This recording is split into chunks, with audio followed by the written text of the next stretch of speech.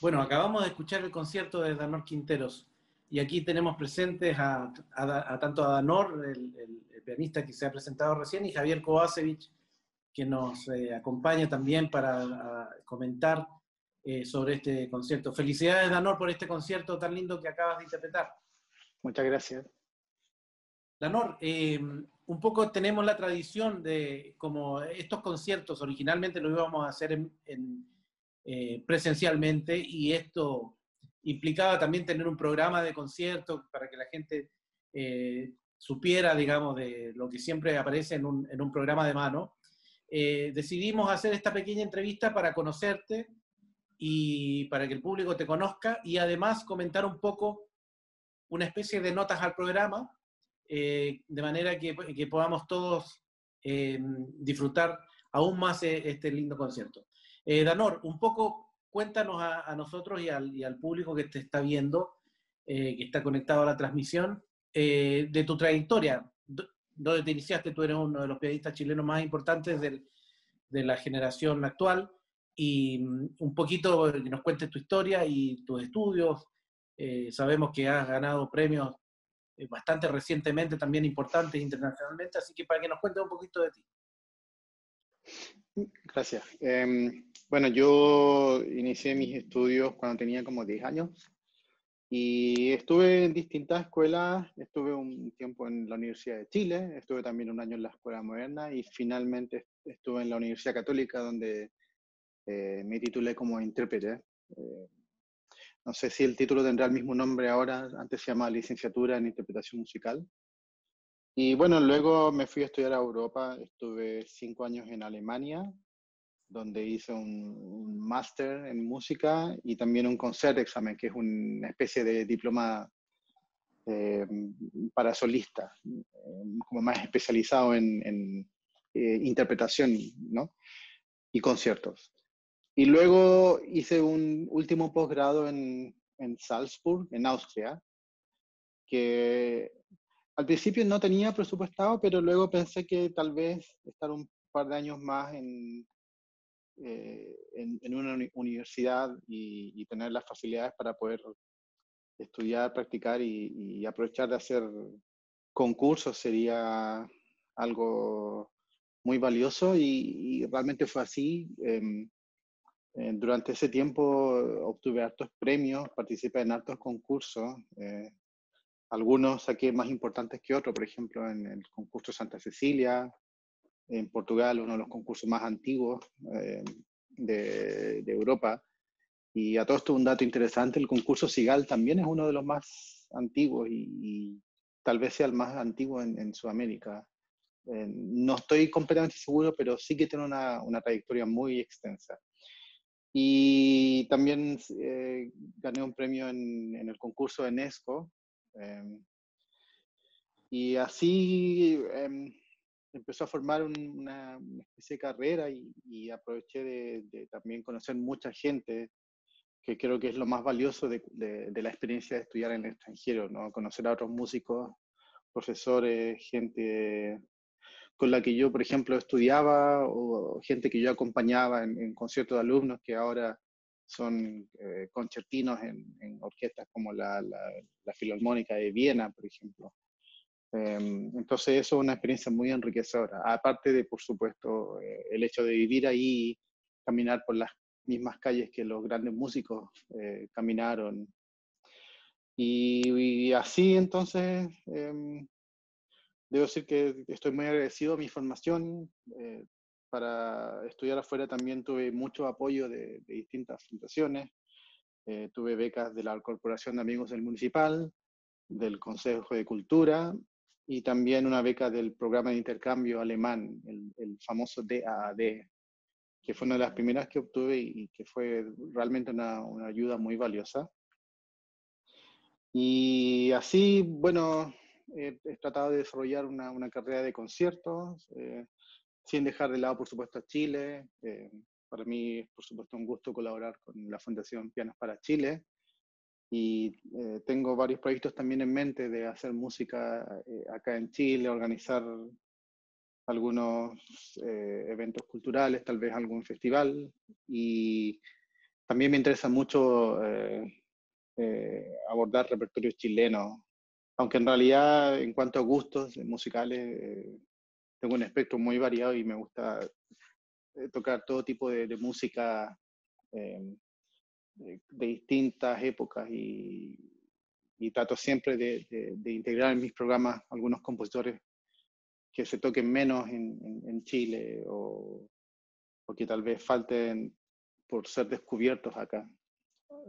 Eso sería como bien resumida mi trayectoria.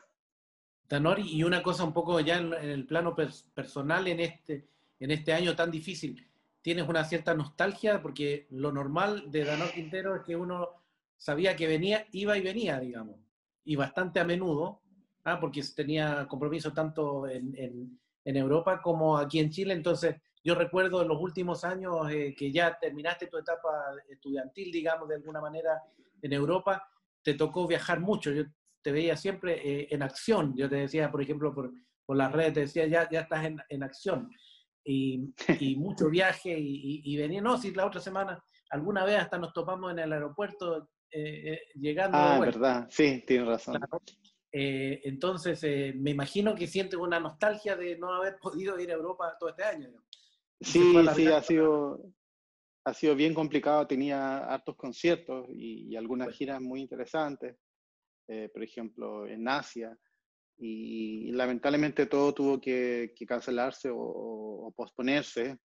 Los últimos conciertos que alcancé a dar este año fueron en Viena y en Londres en febrero, con de hecho un programa de música exclusivamente chilena. Y luego el último concierto fue acá en Chile, en Constitución, cuando recién habíamos dado el puntapié ah, inicial de los conciertos en regiones de la Fundación Penas para Chile. Y bueno, ahí llegaron las cuarentenas y entonces cambió todo.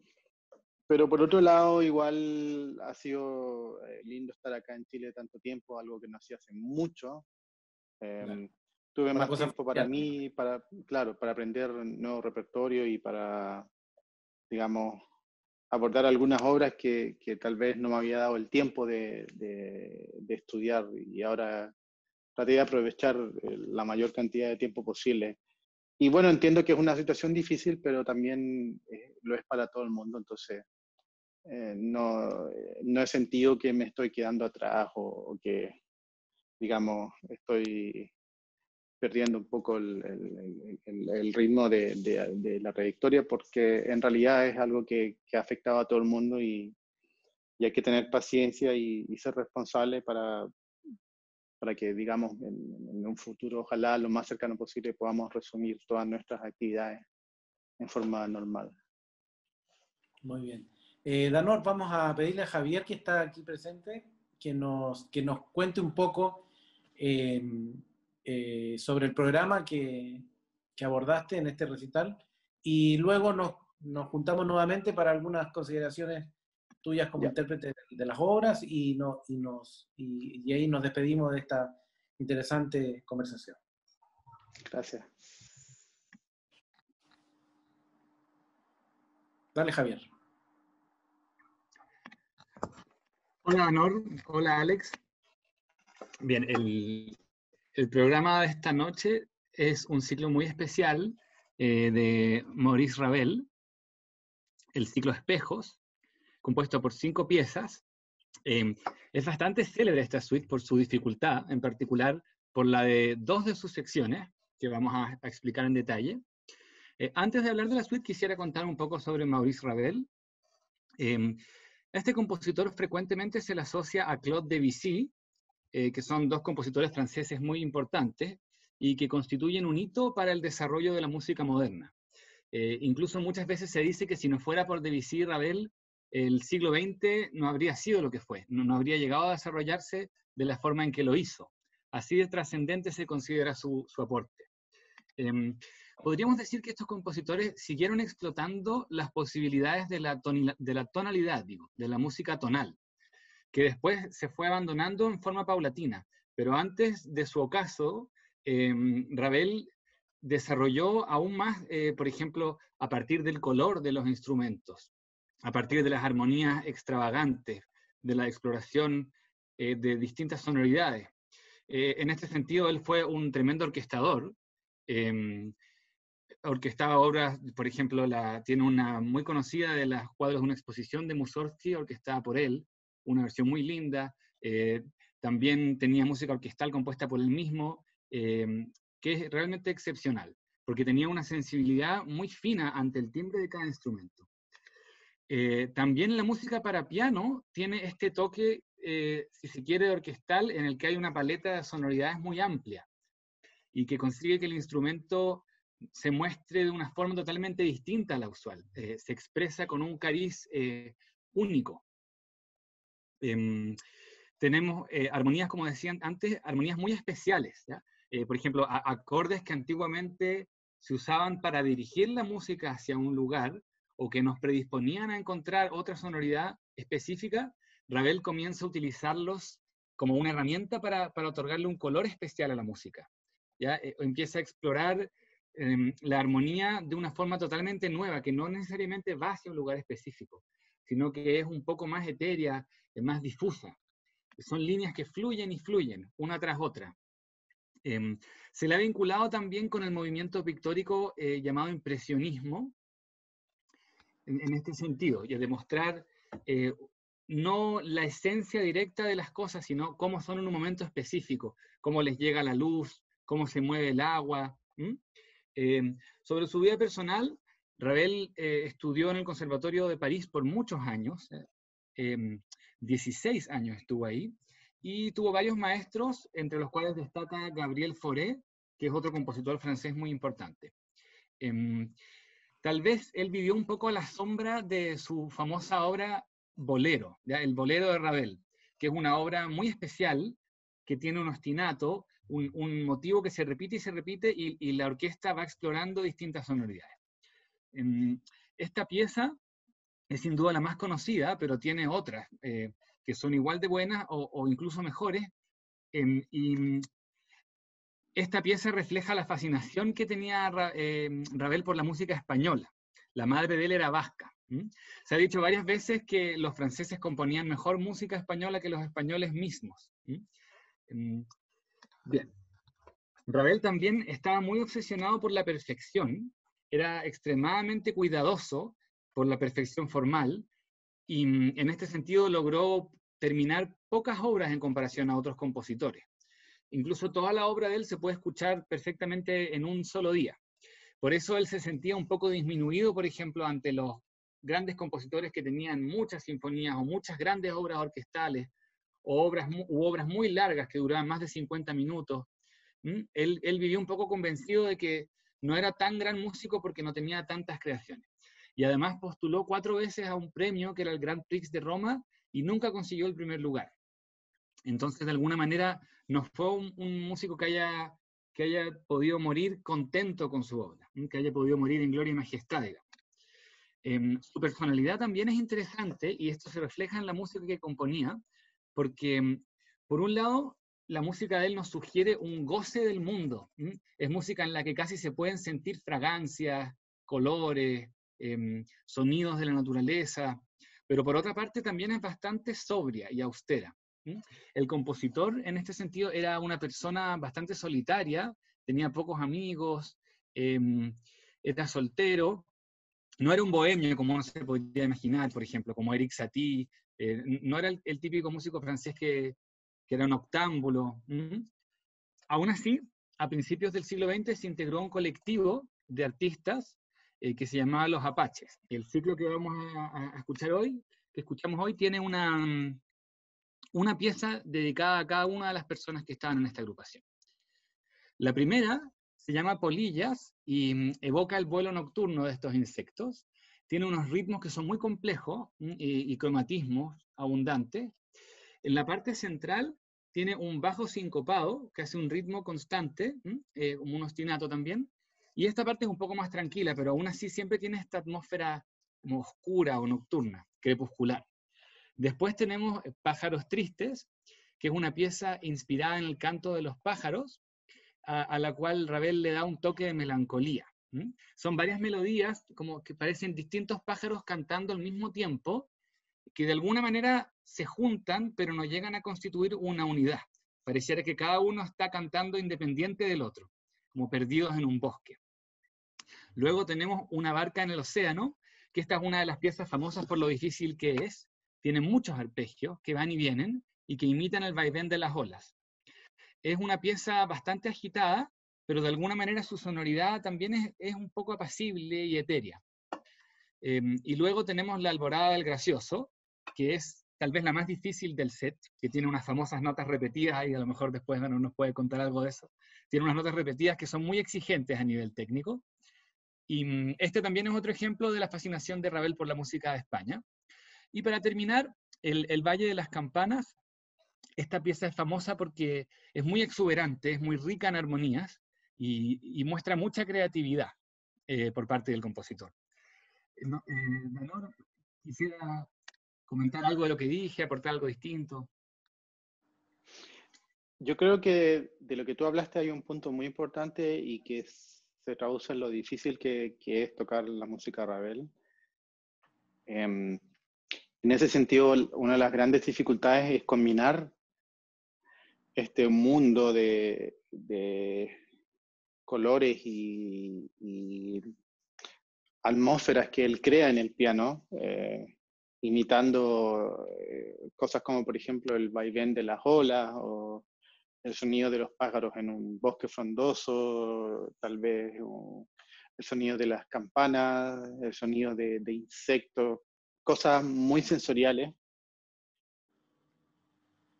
Imitar eso y tratar de ilustrarlo mediante, mediante el instrumento, pero al mismo tiempo conservando ese estilo de Ravel que tiene que ver un poco con su personalidad, un poco austero, un poco calculador. Es lo más complicado, yo creo, porque su música es muy cuantificable, es muy mesurada. No hay mucha libertad y de hecho él trata de ser lo más preciso posible en escribir todos sus efectos y de alguna forma todo tiene que fluir y tratar de conservar en varios momentos una especie de distancia con emociones demasiado personales, demasiado apasionadas, creo yo.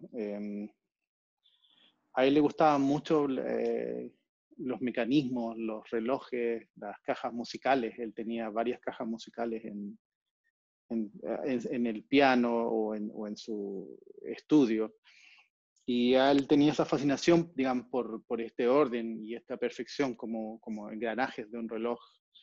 Y todo eso yo creo que a veces se traduce también en la música, cómo están escritas las notas con los ritmos exactos, que a pesar de generar cosas subjetivas o movimientos orgánicos como las olas o el viento o el agua, de alguna forma se trasluce en la escritura esta cosa un poco mecánica que tiene. Y yo creo que hay que tratar de congeniar las dos cosas porque, por un lado, no puede ser algo demasiado frío y algo parco en cuanto a color y expresividad en general, pero por otro lado tiene que estar siempre controlado y tiene que haber, digamos, una cosa que dé por entendido esta perfección que él buscaba, creo yo. Eso para mí, aparte de, bueno, de las dificultades técnicas, pero por otro lado la música de Ravel está muy bien escrita para el piano y creo yo que incluso los pasajes más difíciles son todos siempre de alguna forma solucionables, teniendo alguien un buen instrumento y una buena técnica. Eso se puede trabajar, pero yo creo que, claro, tratar de lograr esa especie de perfección y ese balance es lo más complicado para interpretar su música. Muy interesante lo que se ha comentado aquí. Yo tengo recuerdo también de una interpretación muy, muy linda tuya, Danor, de Gaspar de la Nuit, porque tú fuiste el laureado del último concurso Arrau que existió. Sí, el último, que se hizo El una edición último. internacional, claro. Claro, en la edición internacional, tú fuiste uno de los laureados ahí y me acuerdo que tocaste Gaspar de la Nuit Sí. con una interpretación muy, muy, muy linda y que llamó mucho la atención al jurado, recuerdo. Y también me imagino que Ravel es un compositor que te es muy cercano, ¿no? Porque has tocado mucho repertorio de él o Sí, está he tocado dentro de... bastante. Ujú, Yo creo que ha pasado por algunas etapas. Hay veces donde he tocado un poco más su música, pero en general sí puedo decir que tengo bastante repertorio de él. Toqué varias veces la sonata para violín y piano, también la famosa Tzigán en la versión con ujú. piano. Me aprendí el concierto de la mano izquierda, hice Gaspar de la Nuit, Mirroar, Juegos de Agua, La Pavana. Eh, sí, la verdad tengo harto repertorio por él, pero yo creo que mi fascinación se puede extender al repertorio moderno en general de finales del siglo XIX y primera mitad del siglo XX. Cuando empiezan a explorar otras técnicas de escritura musical y cuando ya tenemos, digamos, el piano moderno o lo más cercano al piano que tenemos hoy en día, yo creo que toda esa gama de compositores que surgieron durante ese tiempo, Bartók, Ravel, los rusos Prokofiev, también Debussy antes, compositores un poco más desconocidos, por lo menos en Chile, como Enesco, Mettner. Hay una lista de compositores que siempre me han interesado mucho y cada vez que he podido he tratado de abordar su música. Eh, Así que sí, la verdad es que tengo bastante predilección por ese repertorio. De hecho, ahora estoy tratando de hacer lo contrario, que es tratar de abordar repertorio más romántico, más tradicional, como digamos por una cosa de formación personal.